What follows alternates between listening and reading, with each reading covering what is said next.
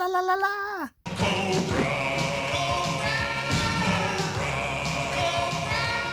That's right, friends. G.I. Joe is finally getting 6-inch action figures in the form of the Classified series, and today we are finally taking a look at Cobra Commander, who's just like one of the best 80s villains ever in my opinion, and this costume is just really cool on him, I think. I mean, I'm not like the biggest G.I. Joe fan, but I could not pass this guy up when it comes to villains. Now, in terms of his design, he kind of looks like the Cobra Commander from G.I. Joe Resolute, only instead of like a full-on cape that wraps around, he's got like coattails instead, and then like a little shoulder cape. So he doesn't have like the Cobra symbol on like the cape strap part. I mean, well, he does. There's another sculpted one there, but the big red one is actually on this chest part, and it's just a really cool, like regal, like dictator-like design, I think. It's a pretty original one too, so I can't really fault them on anything for accuracy. Like, they just decided to do their own version, and it takes some influence, I think, from G.I. Joe Resolute, but this is a really awesome looking Cobra Commander.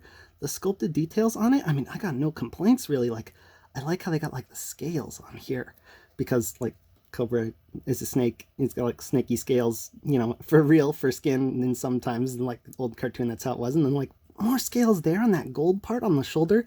This whole little, you know, half cape piece is like a separate rubbery piece, and like I guess you could probably take it off if you wanted, but it's also attached to these like little straps down here for the belts. It's like a really cool zigzag kind of thing they got going on. It's like this strap attaches to that strap, attaches to that strap, attaches to the holster for his sword, which also has scales. I love that they got that scale pattern everywhere, yet he also looks like he's in uniform. Got this sculpted chain, just really, really cool design.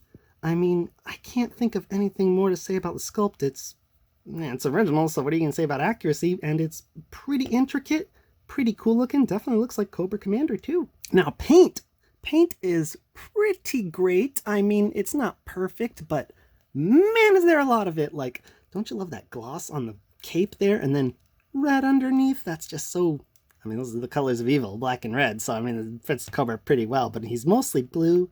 Looks really good. I think the big point of contention is gonna be the faceplate on the helmet is like, you know, not vac metallized, it's not chromy, it's just a really nice reflective silver they went with, but I mean, some people just want their chrome. I get it. I'm fine with this. This looks very shiny, actually. Some of the shiniest silver paint I've ever seen on a Hasbro figure. I'm cool with it. And then the gold buttons on the vest, they got pretty spot on. The gold chain, the Cobra logo in there. Everything's pretty spot on. Like another Cobra logo, and another, and then another in gold right there. There's just so many little things and details on him. It's pretty impressive. Now, the red here on the side is not lined up perfectly with the sculpted, you know, line where the red should go, but that's not a big deal. I mean, it doesn't quite line up over here either, but I mean, if you think about it, it's like, is it supposed to? Maybe it does in there. So I can let that pass. I mean, pretty much great paint all around. Like, look at that line work on that silver part of the vest and the silver lines over here. Oh man, there's just a lot of details to this guy. He looks evil. He looks good. I think the big part problem is these little flaps on the helmet are like not always symmetrical. Like that one looks higher than that one, but otherwise the sculpt and the paint are pretty top notch. Now for articulation. Old Snake Face has a ball and hinge head, goes so far up, so far down, gets pretty good side to side and all the way around. Hinge and swivel shoulders can go up to pretty much 90. This one can go a little more because there's not this rubbery thing, you know, sort of weighing it down. And they can swivel all the way around. I mean, that one, again, has the rubbery thing sort of inhibiting it, but he can still kind of get past it like that. But then the really good thing is butterfly joints. Now, they just kind of go back and forth a little. It's not the most extreme. It's definitely not the worst either. So I think it could be a bit better, but what's there is fine. Then swivels at the biceps, double elbows that get great range. Hinge and swivel wrist. This one hinges vertically, this one horizontally. There is an ab crunch at the upper torso. Can't really seem to go forward too much. Like, that is it. But he definitely goes backwards some. Yeah, that bulging part of your belly doesn't look the best, Cobra Commander. Oh wait, I got him to go forward a little. It's just really clicky and stiff. Like, okay, he can go forward some, so that's good. I think it's really stiff though, so that's kind of bad. Now the waist is kind of hidden under the skirt thing here, so it can swivel, but it also doesn't break up the sculpt, which is nice.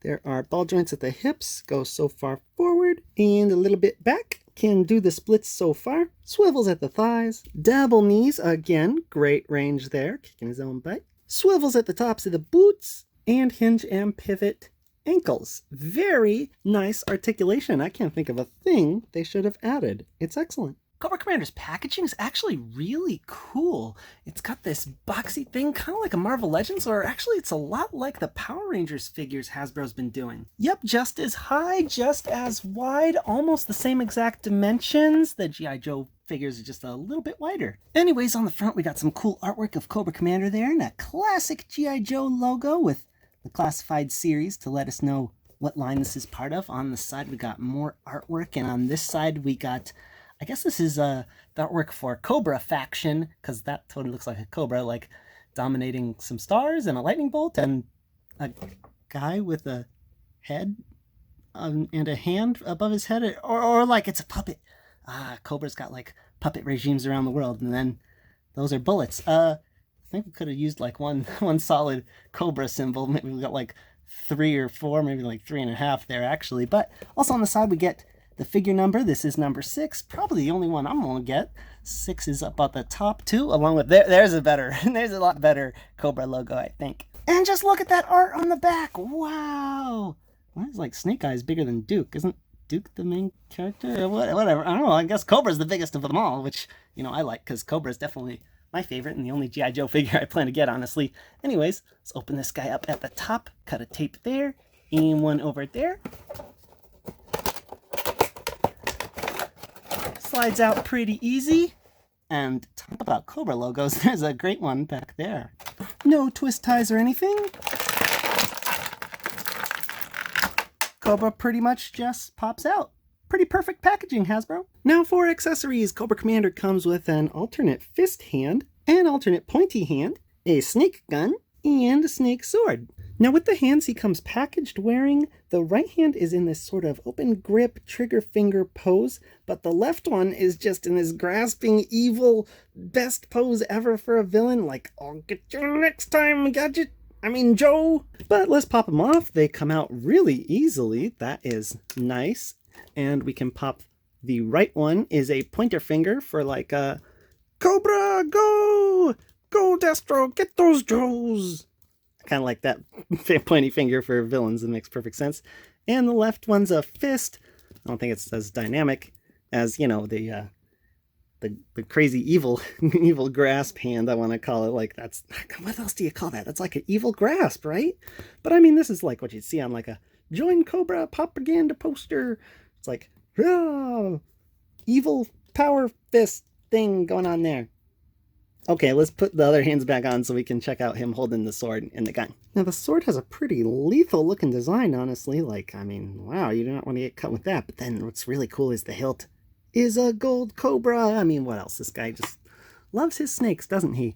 So this is pretty much the only hand we get for holding a sword or a gun, which kind of stinks because it means you can't have both at once. And I guess he can hold it that way by the handle, but I mean, it'd be really cool is to get the fingers into this thing, although it looks too small to fit all 4 fingers in. I think maybe you can get like the trigger finger above this, I don't want to call it a guard because it's like it's on the bladed part, you know what I mean? Like it's not a guard part of the hilt. It's, I don't know, it's a little weird. But turns out you can mush all 4 fingers in it. I don't think it looks as good with him holding it that way as it does with him holding the actual hilt, because like now it's more like sword-like and I don't know, just looks really cool like this, I think. But you can also take it out and pop it in the holster here. Should slide in just like so.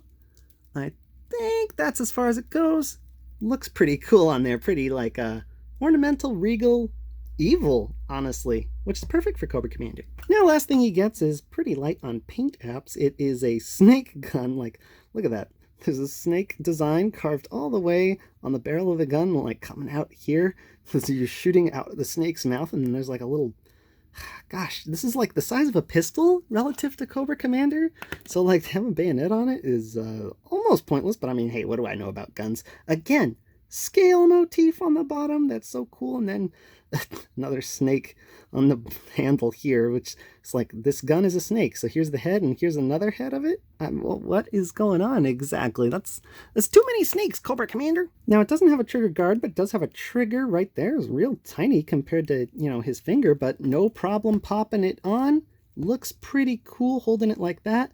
I wish it had some paint apps, honestly, and I wish there was like some kind of holster for it. Oh, I mean, Cobra Commander does have this peg on the back. Like, I wonder what that is for.